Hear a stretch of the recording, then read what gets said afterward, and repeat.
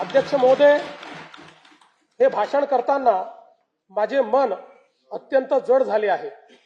सर्वाधिक वेळा उपमुख्यमंत्रीपद आणि दीर्घकाळ वित्त विभागाची धुरा सांभाळलेले राज्याचे लाडके नेते माननीय अजितदादा पवार आज आपल्यात नाहीत। त्यांच्या जाण्याने राज्याच्या सार्वजनिक जीवनात आणि प्रशासनात कधीही भरून न निघणारी मोठी पोकळी निर्माण झाली आहे। त्यांनी एकूण 11 वेळा राज्याचा अर्थसंकल्प मांडला। अजितदादा व अर्थसंकल्प हे नाते दृढ झाले होते।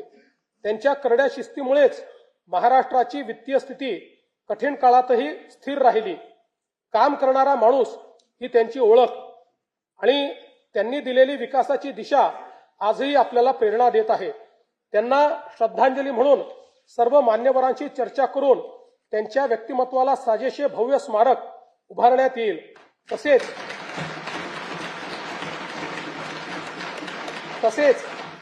त्यांच्या नावे गतिमान नागरी सेवा पुरस्कार देण्यात येईल असे मी जाहीर करतो।